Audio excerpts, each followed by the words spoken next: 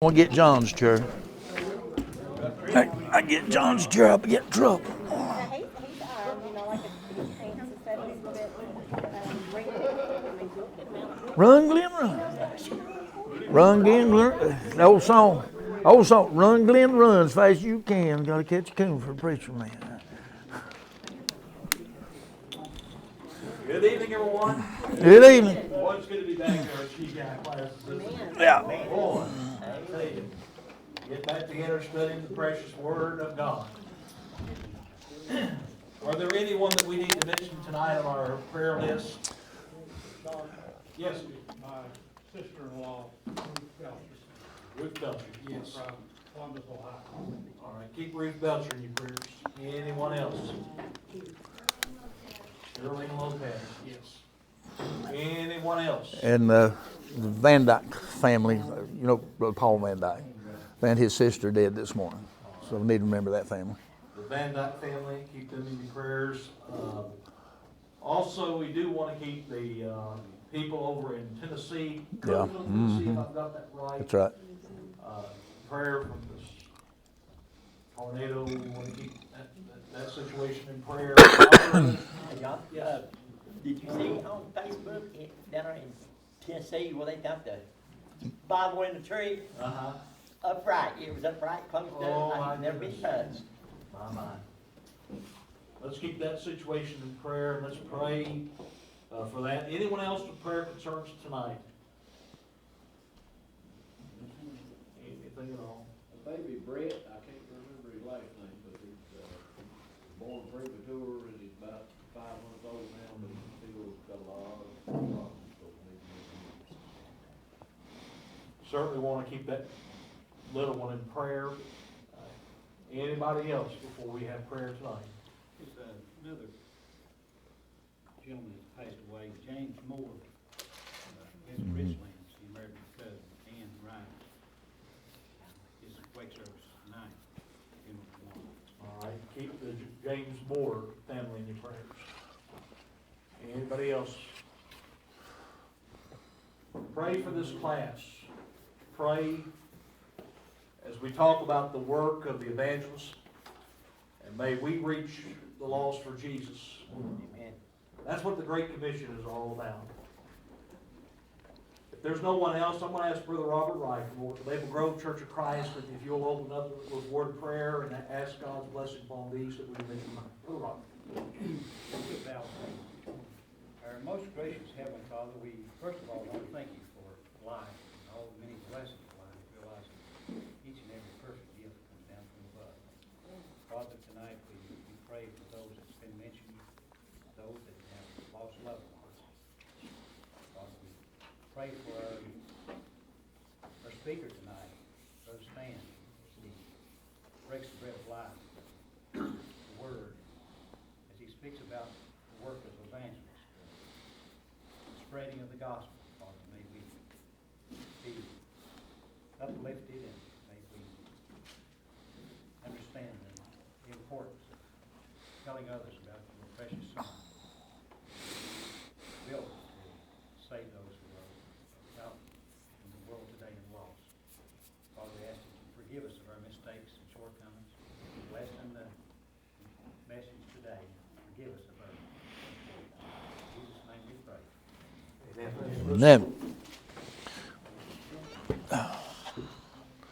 Thank you, Rusty. Good to see everybody tonight. Appreciate the opportunity to be here. Now, Glenn has got so many wars on me, I'm almost afraid to move. Because he kind of threatened to electrocute me once before. I'm afraid that's what he's trying to do now. Tonight, our topic for the lesson tonight is the work of the evangelist. I jumped on that one pretty quick. Because at one time I couldn't spell evangelist, now is one. Very important office of the church. Very important. And it is an office that needs to be considered heavily when deciding who evangelists would be. I have seen congregations not make wise choices with evangelists, or what we commonly call preachers, and causes a lot of problems sometimes. Just because the person says they are an evangelist does not mean that they really are. Or they do not have the knowledge that they need to be an evangelist. And the knowledge that you need to be an evangelist is the knowledge of God's Word. That's what you have to have. Now, you can have the knowledge of God's Word, and you don't have to be a college graduate to understand God's Word and be able to be an evangelist. Somebody asked me one time, said, "Where did you go to school?" I said, "I went to the school of hard knocks." Myself, personally, I am a church-taught evangelist.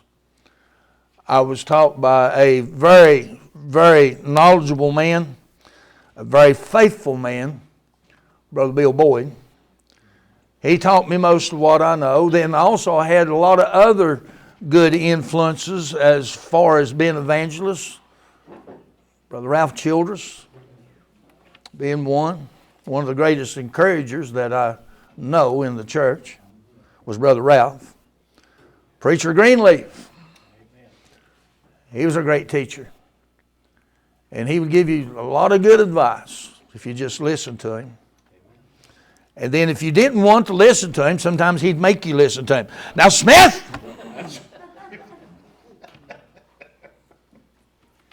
Straighten up. Do this right. So we've had a lot of good teachers at GBI classes. In this study tonight, what we're going to be looking at mostly is what the master evangelist has to say. And I think most people would agree that that is the Apostle Paul, the master evangelist.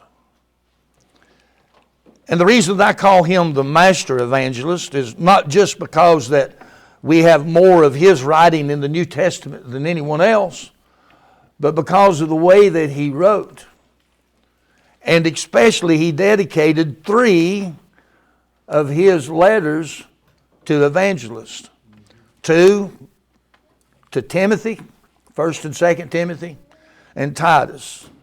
And that's mostly what we're going to be looking at tonight. Is I think I told John the other day, well, a couple of weeks ago when I was preparing this, I said, looks like my lesson, the work of the evangelist, is going to really come down to be a study of the 1st and 2nd Timothy and Titus. Because no place else in the Scripture do we have more examples and more instruction to the evangelist than we do in these 3 letters that Paul wrote. But first of all, let me tell you a little about the master evangelist, the Apostle Paul. In the book of Philippians in chapter 1, verse 17, he made this statement. He said, "I am set for the defense of the gospel." This must be the number one task and desire of the evangelist, to defend the gospel of Jesus Christ. Now these other men in here that are evangelists, notice I said men. The other men in here tonight that are evangelists, I'm sure that they can tell you that at many times that they have had to defend the gospel of Christ. Defend the gospel of Christ from false doctrines, from false teachings, from false teachers. And we encounter these many times.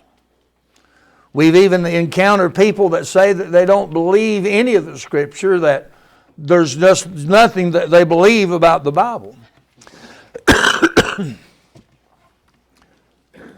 And when that happens, we really don't have anything else to work with. When somebody tells you that they don't believe the Scripture, you don't have anything else. Just as the question was asked, well, what if somebody is not able to be baptized. What do you do in that situation? How can they be saved if they can't be baptized? Well, why can't they? And I give them examples of people that we would, I remember, I doubt Rusty remembers this because he probably wasn't born. At the Garden Creek Church one time, I remember that a person wanted to be immersed into Christ. An ambulance went to their house, put them in the ambulance, brought them to the church house, and they were immersed into Christ. That's how important that the Word is. We must be obedient. There's no other way. There's no way around that Scripture. And if we're not, and we have to make sure that we do what the Lord tells us to do. We cannot compromise in what the Word says. We cannot. For if we do, then we are not the defenders of the gospel.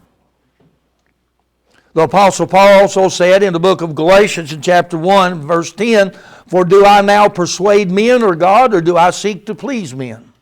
For if I yet please men, I should not be the servant of Christ. But I certify you, brethren, that the gospel which is preached of me is not after man. For I neither received it of man, neither was I taught it, but by the revelation of Jesus Christ." Now that's an important statement to remember what Paul said there. He said, if I seek to please men, if I'm going to preach sermons that make you feel good all the time, and I'm only concerned about giving you a good feeling and telling you that everything's going to be okay, that God's going to make you a millionaire and you're never going to have a problem, there's not ever going to be any troubles or trial that's going to come into your life, then I am not the servant of Christ. Because I'd be telling you something that Jesus did not say. As a matter of fact, Jesus said, when you follow me, you're going to have to take up your cross daily. Take up your cross daily and follow me. But Paul said the gospel that he was teaching, the gospel that he was preaching, he said it did not come from man. I was not taught it by a man, neither did I learn it from a man, but it was revealed to me by Jesus Christ himself. And I'm not going to go into a big deal, a whole lot about how Paul, that after he became a Christian, that he disappeared from the scene for 3 years, and how that he was called up to the third heaven, and that he was taught by Jesus personally, just as the other apostles did. Because if we go into all that, we'll be here till 10 o'clock tonight. Maybe. Might be done by then. But let's stick to the subject at hand, the work of the evangelist. What exactly is an evangelist? Many say that he is a preacher that travels from place to place and preaches. That's an evangelist. In the denominational world, they say that the evangelist is a preacher that travels from place to place, and the pastor is the man that is located in one place and preaches at one place all the time. This is not true. I am the preacher, I am the evangelist, I am the minister of the Big Branch Church of Christ. I am not a pastor of the Big Branch Church of Christ. Because pastor is another name for elders. How many elders we got in the room tonight? Any? You're a pastor, sir.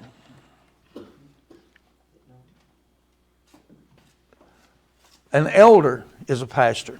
Now I'm going to give you 5 names here. Pastor, bishop, elder, shepherd, and presbytery. All these are names for what we call elders. Pastors, elders, bishops, shepherds, and presbytery. Now think about that for a minute. All of these words describe one office. it does not describe the office of evangelist. But a man can serve in both those offices as an evangelist and an elder or a pastor or bishop. And Paul says that he's worthy of double honor if he is a preaching elder. Now, some people, I have had people. At one time, I was an elder at the Big Branch Church. I stepped down from that position because somebody told me, one person, just one person, but I understood where the thought come from. As they said that I had too much authority in the church. And I can see how that somebody would misconstrue that. You're an elder and an evangelist holding two offices. You know, even Peter said that he was an elder and an apostle. Isn't that not right? You know what Peter said? He was an apostle and he was an elder in the church. So there's nothing scripturally wrong with somebody holding both offices. But I stepped down as an elder in the church as to not cause a conflict. And sometimes we have to do things like that. Did you say that's John or Peter? Peter. Peter's one said that he was an elder and an apostle. I don't have it right on top of my head, the chapter and verse, and book either, for that matter. I just don't have it right on top of my head. Let me think a minute. It won't come to me. But the work of the evangelist and the work of the elder, sometimes they overlap. They overlap. But we must remember that they are two distinct and separate offices with two distinct separate missions. That's why they are created as separate offices in the church. So let's understand that the preachers in the church, as we commonly call them, Paul said he was a preacher. He said, I've been ordained to preach. That makes him a preacher. I've been ordained to preach. That makes me a preacher. Yes, Dennis. 1 Timothy 5:1. 1 Timothy 5:1.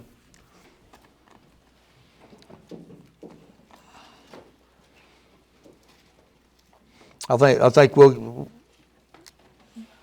No, we won't be into that tonight. We might pass by it, but. But what?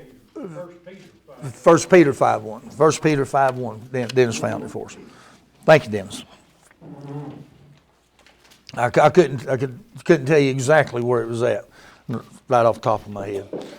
You see, we evangelists, teachers, we have to study too, because we can't remember everything. So before I get up here to tell you something, I got to study. I've got to get my thoughts all put together. I've got to get the verses put in the proper place. Can't remember everything. Can it, Gene? Gene said, "No, you can't remember nothing, boy." Go eat.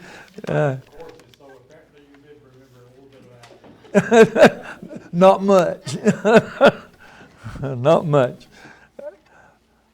All right, now we're going to look at just a little bit of what the evangelist does. First of all, we're going to see what he told Timothy and Titus.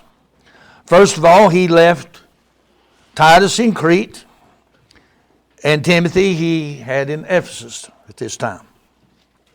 And they were to stay there and to preach in those congregations and to teach in those congregations. So now let's just look at what Paul was telling these men that they needed to do. First of all, an evangelist is to see that no other thing is taught in the church but the gospel of Christ. Here's a place where the commission of the elders and the evangelists overlap. The elders, and I'm not going to get into your class, right? You're doing the work of the elder. I'm not going to get into Jim's lesson, but I do want to Just to show you how they overlap sometimes and how that they are still separate. But that is also a requirement of an elder to be able to make sure that nothing else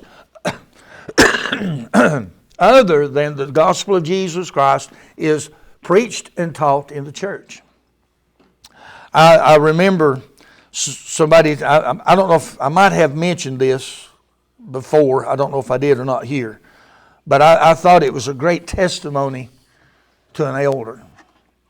That there was a funeral in a Church of Christ, and some of the family had invited a denominational preacher to preach.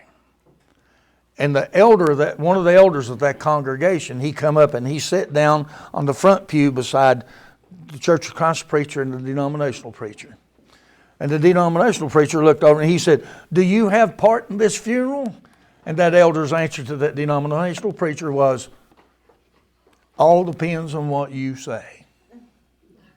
In other words, if he said something contrary to the gospel of Jesus Christ, he had every intention of correcting it, which he should.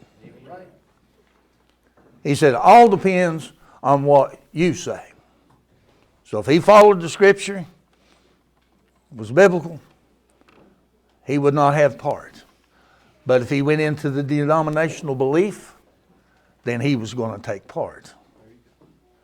An evangelist is to make sure that the gospel is preached. 1 Timothy chapter 1, verse 3. As I besought thee to abide still at Ephesus when I went to Macedonia, that thou mightest charge some that they teach no other doctrine, neither give heed to fables and endless genealogies which minister questions, rather than godly edifying which is in faith, so do. Make sure that no other doctrine other than the doctrine of Jesus Christ is taught. And tell these people, don't get caught up in these fables, this stuff people have made up, and endless genealogies, saying, well, you know, I'm better than you because my great-great-grandpa and my great-grandpa and great-grandpa and great-great-grandpa, they were preachers too. Well, you get caught up in this stuff, into this genealogy. Well, you know, I'm the most important person in this church because my great-grandpa was a preacher here, or my great-grandma was here. They don't mean anything. I'm not saying they don't mean anything that they were there. What I'm saying is it means it does not help us. It does not help our standing with the Lord. Just because I'm a preacher, my children are not automatically Christians and they are not automatically saved. I thank God they are. I thank God that they are both Christians and they're both faithful. I'm thankful for that. But they didn't have to be. And just because I'm an evangelist, because I'm a preacher, they still had to obey the gospel just like everybody else. So some people, they actually get caught up into this, thinking that because their grandparents or their parents or their great-great-grandparents were outstanding servants of the Lord, somehow that carries over to them. But it doesn't. We have to be that outstanding servant on our own, by our own right. In 2 Timothy chapter 1, verse 8. Be not thou therefore ashamed of the testimony of our Lord, nor of me, his prisoner. But be thou partaker of the afflictions of the gospel according to the power of God. You want to be an evangelist, men? Be ready to take on the afflictions that come with it. I'm sure every one of these men in here that are evangelists could stand up here and tell you some horror stories of things that we've had to deal with, things that we've had to face in the years that we've been evangelists. Not always pleasant being an evangelist. There's a lot of difficult things that we have to come through. Somebody just asked me just the other day, well, why does God let these things, these difficulties, these trials, these tribulations come upon us, and why do they last so long? Sometimes they last a long time. And I thought about that for just a few minutes, and I thought, well, maybe those things like that is the way that God weeds out the weak sometimes. No, and because I look back at some of the things that I've had to deal with as a minister, as an evangelist, that I've had to look back, and when I look back at the time, I didn't think I was going to make it. I didn't think I was going to get through it. I didn't think I was going to survive it. But I did. Not because I'm a great person, but because it made me rely on the Lord more. It made me spend more time with Him in prayer. Help me through this. Get me through this. Show me what to do. Guide me through this. And He always did. And every time, every one of those difficulties that I had to go through, I look back now and I can see I am stronger because of that.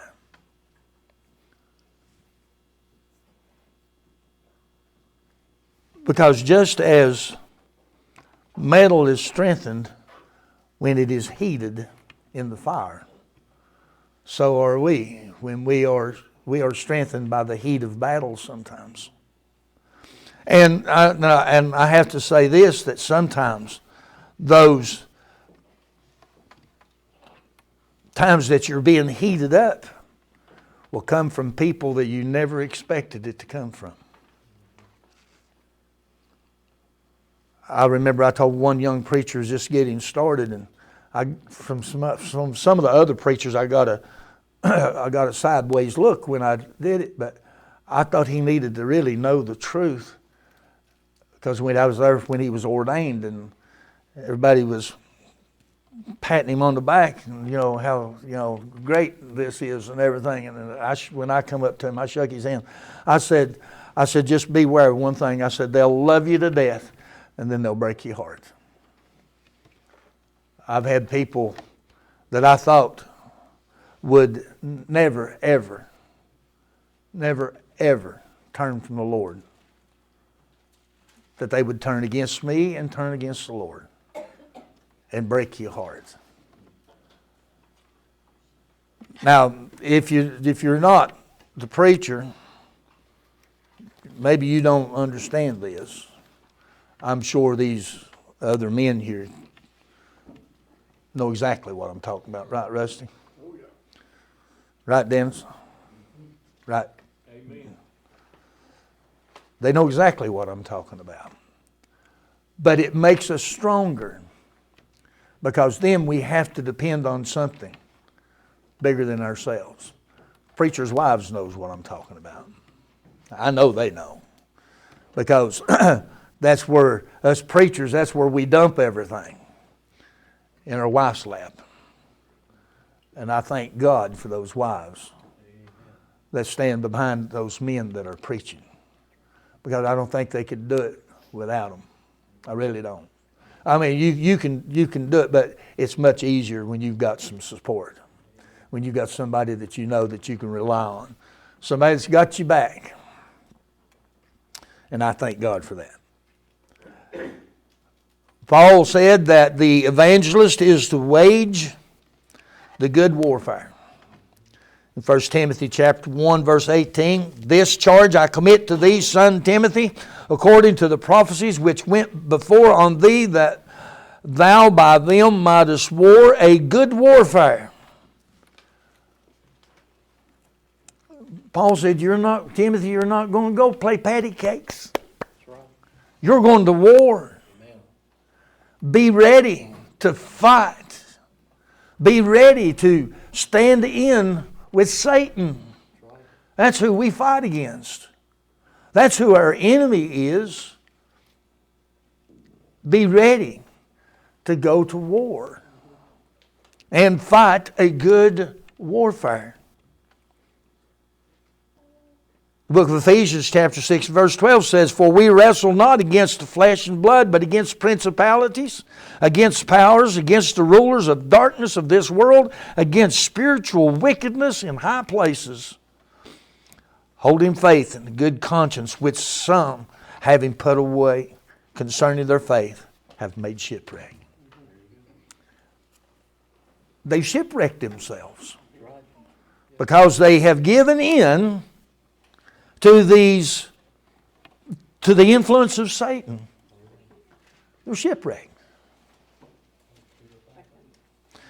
All right, and then next, the evangelist. Now, this is sometimes a touchy subject with a lot of people, but it's Scripture. The evangelists are to examine the men that desire to be elders. That is the commission of the evangelist. You are to examine the men that desire to be elders. And what are you looking for? Somebody want to turn to 1 Timothy chapter 3 and verse 7? 1 Timothy chapter 3, verse 1 through 7. And somebody want to read those? This is a true saying, if a man desire the office of a bishop, he desireth a good work. A bishop then must be blameless, a husband of one wife, vigilant, sober, of good behavior, given to hospitality and apt to teach, not given to wine, no striker, not greedy of filthy lucre, but patient, not a brawler, not covetous, one that ruleth well his own house, having his children in subjection with all gravity. For if a man know not how to rule his own house, how shall he take care of the church of God? Not a novice, lest being lifted up with pride he fall into the condemnation of the devil. Moreover, he must have a good report of them which are without, lest he fall into reproach and the snare of the devil. Okay. Now, Rusty, how about you turn over to Titus in chapter 1. Start verse 5, read that to verse 9. Verse 5 through verse 9. For this cause left I thee in Crete, that thou shouldest set in order the things that are wanting, and ordain elders in every city as I had appointed thee. If any be blameless, the husband of one wife, having faithful children, not accused of riot or unruly. For a bishop must be blameless as the steward of God, not self-willed, not soon angry, not given to wine, no striker, not given to filthy lucre, but a lover of hospitality, a lover of good men, sober, just, holy, temperate, holding fast the faithful word, as he hath been taught, that he may be able by sound doctrine both to exhort and to convince the gainsayers. Okay. Now I wanted you to see that Paul in two different letters, writing to two different evangelists, tells them exactly the same thing to be looking for in men that desire to be elders in the church. We don't go, an evangelist does not go looking for a person to be an evangelist or to be an elder in the church based upon their popularity. Now, it's good to have elders that are well liked in the congregation. But a man that does not qualify according to Scripture, though he is loved by the whole congregation, will not be an effective elder. This is some of the things that the evangelist is charged with investigating. We must look at people that desires this office of elder. Very important office, folks. Very important. It's the evangelist is to investigate someone that desires to be an elder, to make sure that they qualify. Now, some men meet all of these qualifications that is listed, but they still wouldn't be an effective elder. I heard one preacher say it this way: I meet all of the qualifications to be president of the United States, but I don't think you want me to be.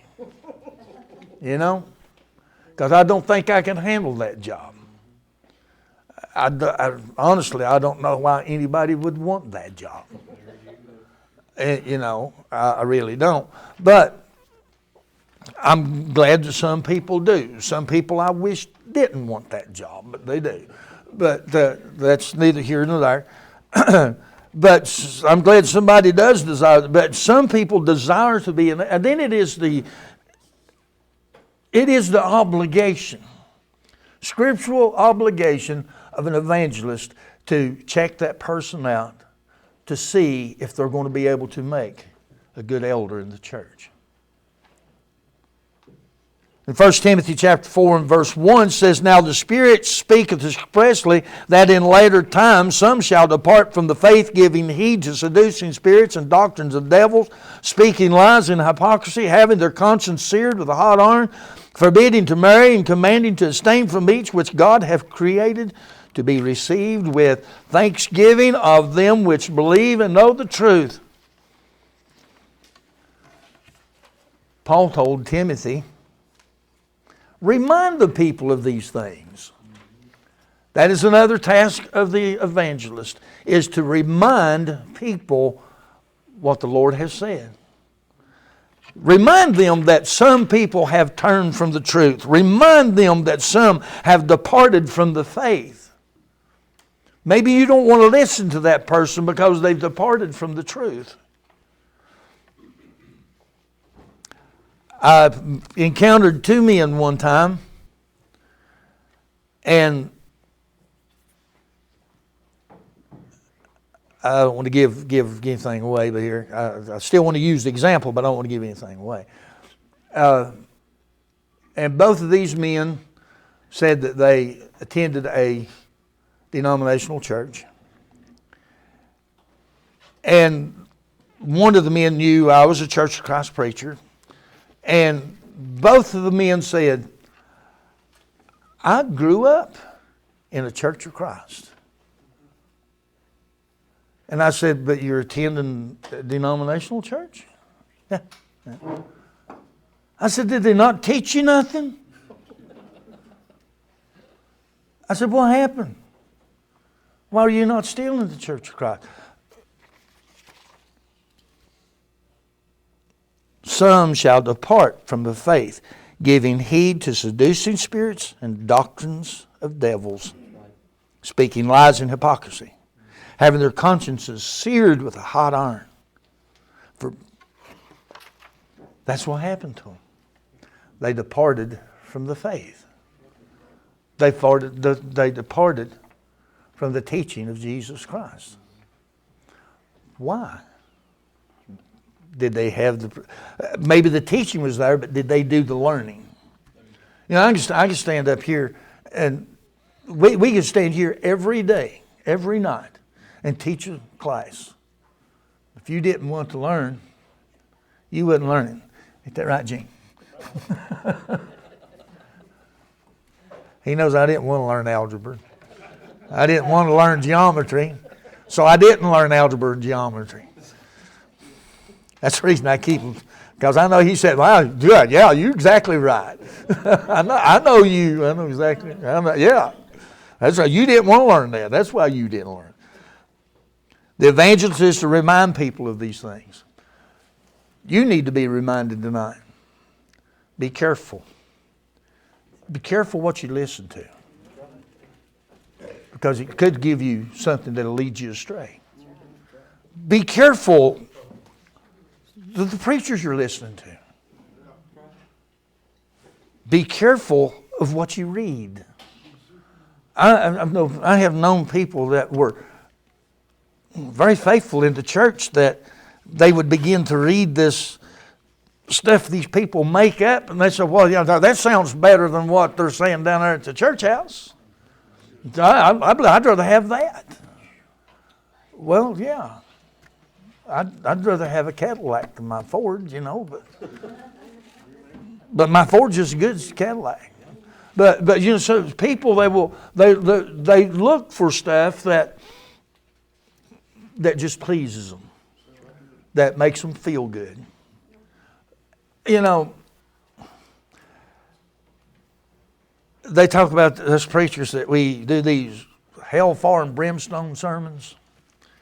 How does that make anybody happy? I'll tell you how Dennis's hellfire and brimstone sermons, and how Rusty's hellfire and brimstone sermons, John's hellfire and brimstone sermons, and Matt and Brandon and Greg, how their hellfire and brimstone sermons, and Rob.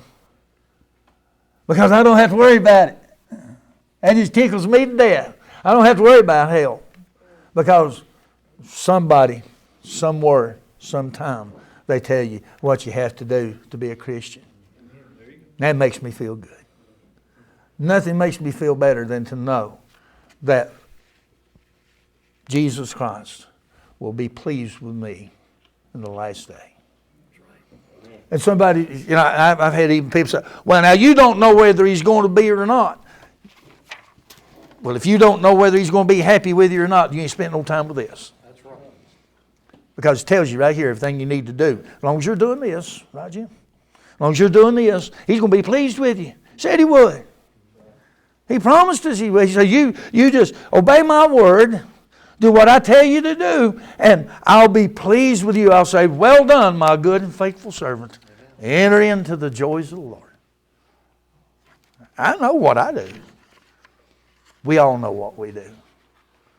People say, well, I hope I go to heaven. I don't hope I go to heaven. I know I'm going. I firmly believe right now, tonight, that if I should close my eyes to death and fall on this floor, the next time my eyes open, I'll be looking at Jesus Christ. I firmly believe that. If I didn't believe that, I wouldn't be standing here. I'd just stay home.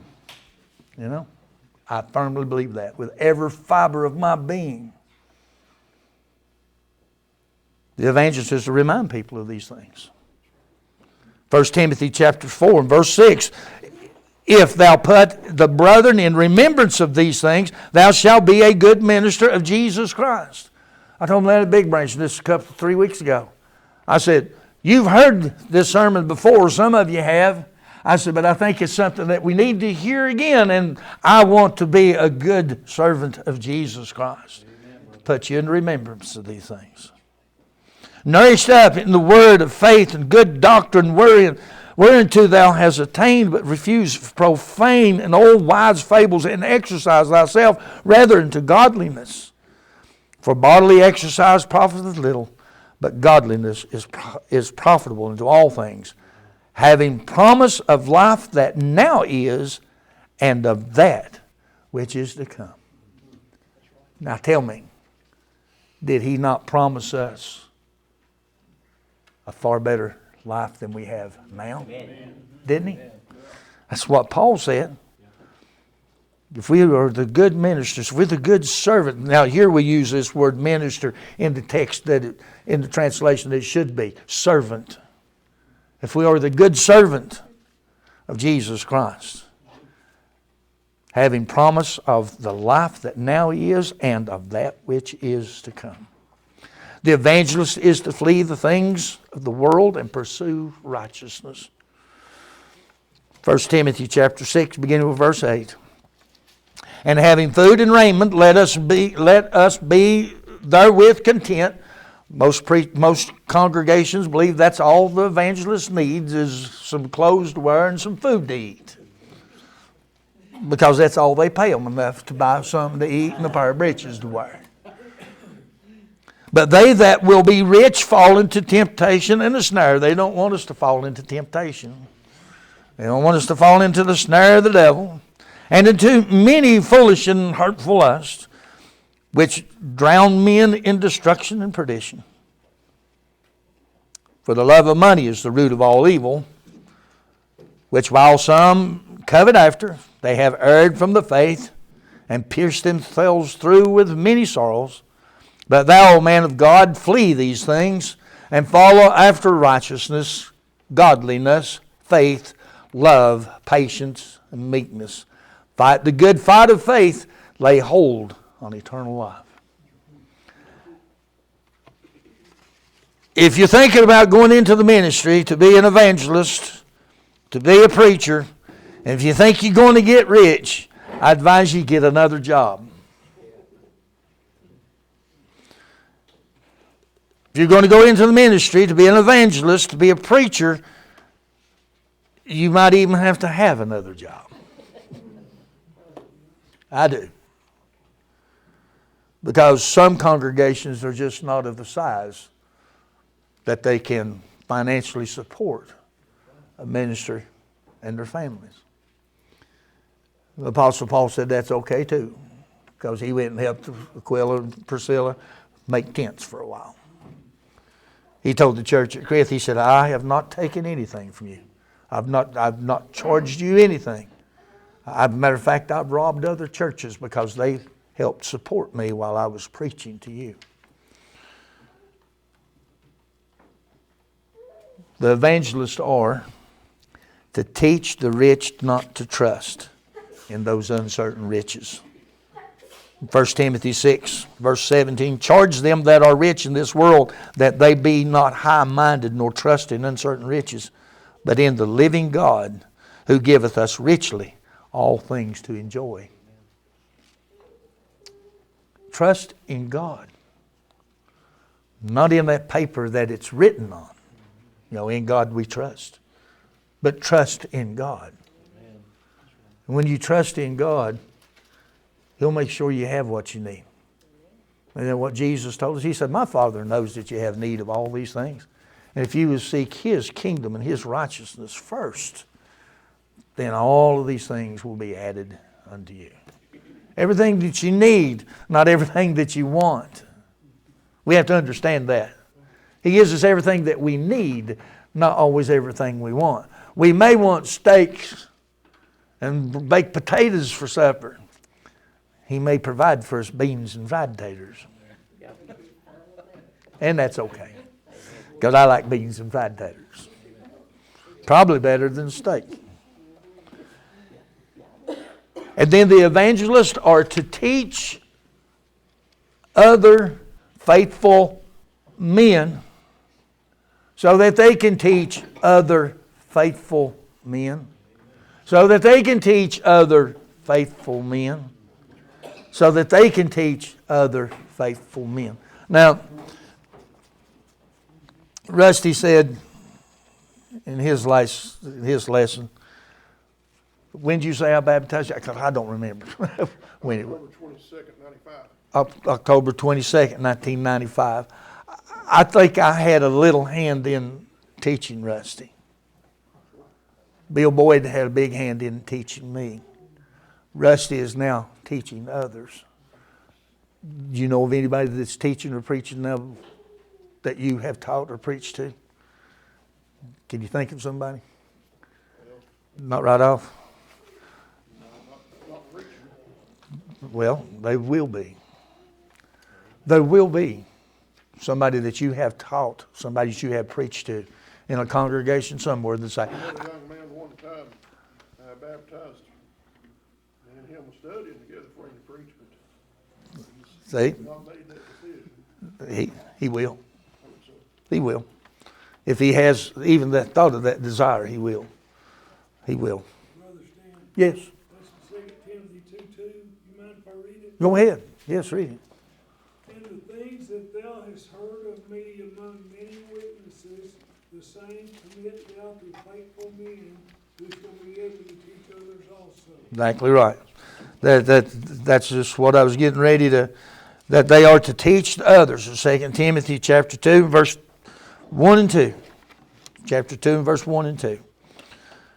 Then in chapter 2, verse 14, he says, of these things put them in remembrance, charging them before the Lord, that they strive not about words to no profit, but to the subverting of the hearers, study to show thyself approved unto God, a workman that needeth not be ashamed, rightly dividing the word of truth. Remember I told you a while ago, I can't remember all this, I have to study. I have to study for every sermon, every lesson, everything that I do. I have to sit down and I have to study. Because if I don't study, I can't remember what to say. If I don't sit down and study. And we have to do that. An evangelist that does not study cannot be an effective evangelist. You got to take time to read the Word of God. A little story that I heard somewhere, you probably heard it, about the congregation hired a preacher. And the first Sunday he done a magnificent Sunday. Everybody was just thrilled, pleased with his sermon. The next Sunday he preached exactly the same sermon again. And then the third Sunday, exactly the same sermon again. The third Sunday, then the fourth Sunday, it was exactly the same sermon again. The elder said, we're going to have to talk to this boy. There's something wrong here. And the first question is, don't you study? He said, sure I study. He said, I study all the time. He said, but when they start doing this, he said, then I'll tell them something else. I'll preach another sermon just as soon as they start doing what they've learned out of this sermon, then I'll tell them something else they need to do. Well, you know, sometimes I think that people hear, but they don't listen. Well, that's what Jesus said. He that hath an ear, let him hear. Jesus said, I know you can hear me, but listen to me. Listen to take what I'm saying to heart. That's what Jesus meant when he said that. He that hath an ear, let him hear. Right, Gene? How many days did you stand up in front of us knotheads and tell us all this? And we heard you, but we didn't listen. 53 years. That's a lot of days.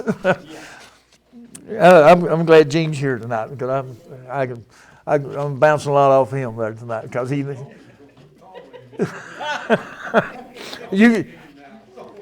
Well, that was the last lesson. I went up to it and I said, I'm going to do something I've never done before in my life. I said, how are you, Gene? And until the last class that we had, I've always called him Mr. Belcher. And it's still hard to call him Gene. I mean, I have to force myself to call him because he's always Mr. Belcher. And he always will be Mr. Belcher. The evangelist is not only to put people in remembrance of things, but this is the crux of what the evangelist is. This is the most important job of the evangelist. This is the primary job of the evangelist. All the other things we need to do, all the other things that need to take place, but this is the very most important part of being an evangelist. Preach the word. Amen, brother. That's it. Preach the word. That's our job. Preach the word. Singing is good. Praying is fine. Fellowship is wonderful. But what saves people is the preaching of the word. Amen. That is what saves folks. I charge thee therefore before God and the Lord Jesus Christ. This is 2 Timothy chapter 4 and verse 1. I charge thee therefore before God and the Lord Jesus Christ, who shall judge the quick and the dead at his appearing in his kingdom. Preach the word. Amen. Be instant in season. Preach the word when it's convenient. Amen. Instant out of season. Preach the word when it's not convenient. Right. Reprove. The word will check us out. The word will check us out to see if we're doing what we're supposed to be. Rebuke. The word will rebuke us when we're not doing what we're supposed to be. And exhort. The word will exhort us. Exhort with all long suffering and doctrine. Evangelists, we need to learn to be patient. Well, that's a hard lesson to learn. Brother Stan, Yes.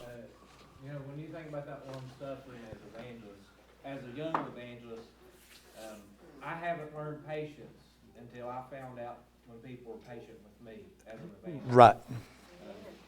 That teaches me patience there, when people are patient with me, especially as a young evangelist. I told this, as a matter of fact, I told this story last night during our Wednesday night service at church. There was a man that started coming to the Big Branch Church. And he and I, we would argue the whole lesson because he didn't believe in baptism. He didn't believe a lot of the things that I was saying. This is how you learn patience. I would say that You have to repent of your sins, confess Christ, and be baptized for your remission of sin. And he was, no, you don't. I mean, yes, you do. No, you don't. I don't believe that. Well, I don't care what you believe. You're wrong. Scripture says you have to do it. And we go through the whole list, go through the whole list. 2 years. Every Sunday night, every Wednesday night, 2 years. We did this. I had to learn patience with that man. Had to learn patience with him. And then we had a sing-spiration one Sunday night. And after sing-spiration, we always go down to the fellowship hall and we have bologna sandwiches or whatever. And I was talking to him again. We were talking again, and I just stopped. I didn't say anything to him. I looked him right in the eye. I said, "Are you ready to be baptized?" He said, "Let's go." We went back upstairs and baptized. 2 years. 2 years. But I didn't back off from the Word. He wanted me to. He tried to get me to. One time I even asked him, I said, "Why do you even come here? If you don't believe what I'm saying, why do you even come here? Why are you coming to church here?" He said, "I don't know." He said, "I don't know." The Lord drawing him. Yeah. Well, I asked him, I said, "What convinced you?" This is his words exactly. He said, "I started writing down where you said these verses were, and I went home and I started reading them." And he said, "I can't argue with what the Bible says." It weren't me that changed him. It weren't me that converted him. It was the Word. That's why Paul said, "Preach the Word." Because I stood steadfast on the Word, he had no other choice but to come around to see that it was correct. I could have said, "Okay, that's okay. You don't have to be baptized. We'll accept you. We'll love you without you believing that, and you'll be just fine." Some will do that. I can't do that. No, I'll rephrase that. I won't do that. I won't do that. Paul also wrote and said in Galatians chapter 1, verse 6. You want to read that, John? Just read those. Is that the verse 9, I think? 9? Yeah, verse 9.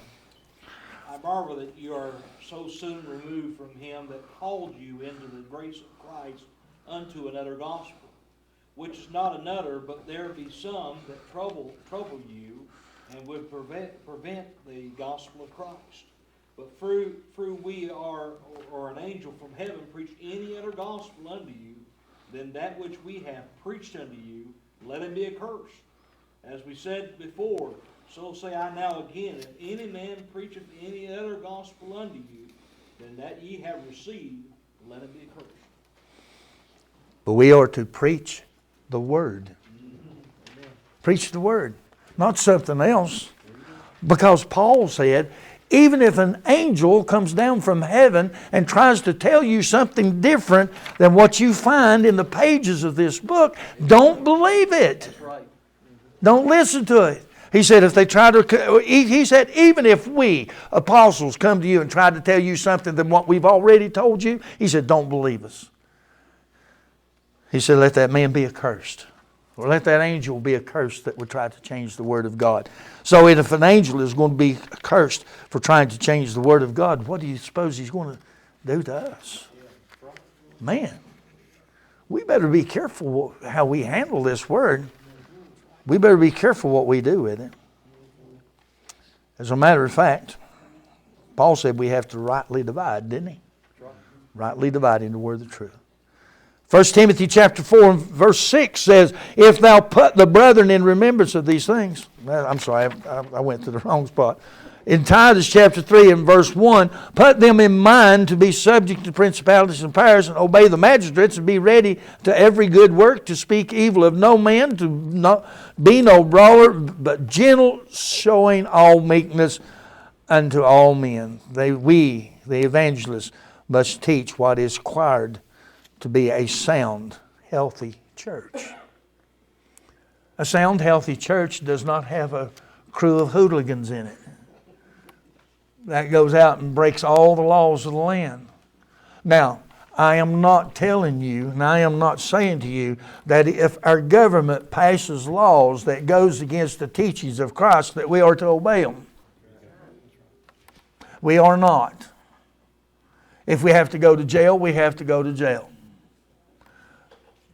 for upholding God's law. What scripture was that? That was Titus 3, 1 and 2.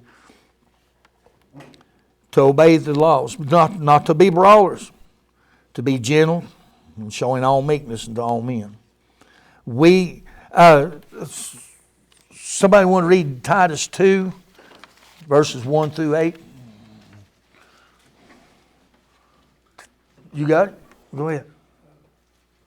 But speak thou the things which become sound doctrine, that the aged men be sober, grave, temperate, sound in faith, in charity, in patience. The aged women likewise, that they be in behavior as becoming holiness, not false accusers, not given to much wine, teaching of good things, that they may teach the young women to be sober, to love their husbands, to love their children, to be discreet, chaste, keepers at home, good, obedient to their own husbands, that the word of God be not blasphemed. Young men likewise exhort to be sober-minded, in all things showing thyself a pattern of good works, in doctrine showing uncorruptness, gravity, sincerity, sound speech that cannot be condemned, that he that is of the contrary part may be ashamed, having no evil thing to say of you. Okay. There is a perfect list of what is required for a sound, healthy church. We all have a part to play in the church. It's not just the elders. It's not just the evangelists. And it's not just the deacons. But it is each person, each member of the church pulling their weight, doing what they should do to please God. That's what it takes for the church to be sound. That's what it takes for the church to be healthy. That's what it takes for the church to grow. If we do not do all of these things, then the church is going to be looked down upon by society. You know, the church is to be a place where people come to find life. Amen, brother. Find a new life. And it is up to us as members of the church to guide them in that direction, to find that new life, to be able to receive that new life. As Paul told Timothy, that they can lay hold of eternity.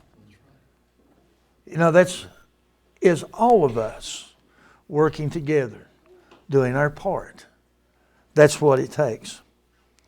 And then besides preaching the word, another very important thing for the evangelist, this will be the last thing that I'm going to, and there was so many other things that I could have added and we could have went through tonight. I mean, this just kind of just scratches the surface just a little bit. I mean, I could have went, we could have been here at 11 o'clock, you know.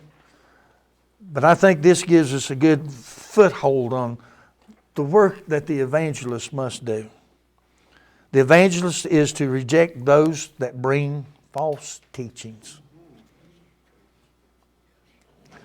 I'm not going to let somebody come in to the Big Branch Church that their doctrine is not correct and stand in the pulpit to deceive the people.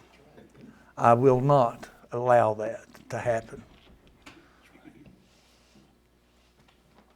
In Titus chapter 3, verse 10, a man that is a heretic after the first and second admonition, reject, knowing that he is such, knowing that he that is such is subverted and sinneth, being condemned of himself. We to watch out for this. It is our responsibility. The responsibility of the evangelist. And as I said, the most important thing, the most important words that Paul said to that young evangelist, Timothy, is preach the word. Now I know that sometimes we use little stories and illustrations. I've used several tonight to help make the point, but still, we preach the word. Does anybody have any questions they want to ask? I may not can answer them, but you can ask. You know, the impact behind preaching the word, Paul wrote to Timothy, is given in Corinthians, because it was God in 1 Corinthians 1:21 that said it was by the foolishness of preaching. By the foolishness of that God preaching. chose to save those that believe. Right. So it's his plan, it's not the plan of the evangelist. Exactly right. The church. That's the way God's plan. that's the way he intended. And I remember what Mike Trent always said. By the foolishness of preaching, not by foolish preaching. That's what Mike Trent always said. He said it's foolishness of preaching, not foolish preaching. Remember that one. I'll never forget Mike saying that. Anybody else got something, want a comment or a question? It's foolish to those that don't believe. That's true. It is. It's foolishness to those that don't believe. I know I've acted pretty foolish sometimes. You know, somebody, why don't you watch that fool up there? Because we do a lot of crazy things sometimes to get our point across. So we. I guess because we're a peculiar people. Yeah. There you go. That works real well. Yeah, Rusty. To go along with what Dennis and them said, Paul also said, the preaching of the cross is to them that perish. Right. The preaching of the cross. Us that are saved, it is the power of God. It is the power of God. In 1 Corinthians 1:18. Right. So us that have believed and obeyed the gospel, we recognize that that's powerful. Amen. It is the most We come powerful. to worship God and serve the Lord and listen to His word. There's nothing foolishness to that about to us. That's right. But you know, some people do think, they say, well, you're a bunch of foolish people if you believe in that about that man dying on the cross and then being resurrected from the dead 3 days later. No, I'm not foolish. You are, if you don't believe that. That's their perspective because they don't see the value. Right. That's right. Anybody else got something on the head? Well, I thank you for putting up with me again. And I appreciate the time that you give me. Great job, brother. Thank you. I appreciate it. John, Thanks, Stan. let me have my May water. we all Let me have my water preach the jug. word, be on fire like we should. I'm gonna say it. As long as I have breath, as long as I have the strength, I want to preach the word, not preach the words of man. Amen. Because that's what God would be pleased with, if we preach His word. Thank you for coming tonight, being part of this class. We are going to have refreshments. Matt Lee, would you close this word of prayer, brother? Matt, before you pray, next week, they starting their revival at Big Branch. That's right. I meant to mention that. On Wednesday and Thursday and Friday. But we will have our class here on Thursday night, and we'll try to go Wednesday and Friday. We kindly apologize because we've had to cancel several classes. We should have already been done. That's what happens during the wintertime. You have to call some things off. But we will have class next Thursday night, and then the week after that, we'll end it up if we don't have to postpone one before then. So me and Jim will close out the next 2 weeks. Hey, Dennis, a week after that is Bible classes. The week after that? Yeah. 16. Yeah, 16. Okay. So we're, you know, we're jamming a whole lot of things up here together, and that's why we try to get our winter session of GBI classes over before the 1st of March.